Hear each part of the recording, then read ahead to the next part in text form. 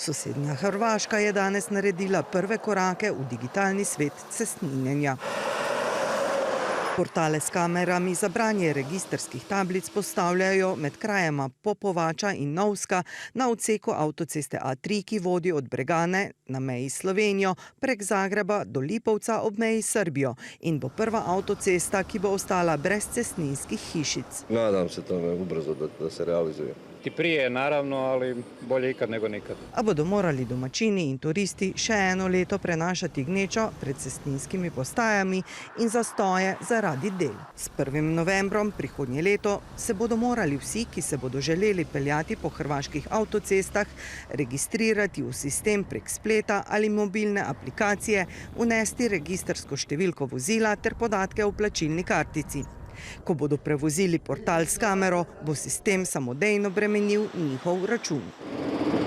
Druga možnost bo, kot doslej, nakup elektronske tablice in plačilo z dobroimetjem na njej. Tablice bodo na voljo na prodajnih mestih podjetja Hrvaške avtoceste in koncesionarjev ter na bencinskih črpalkah.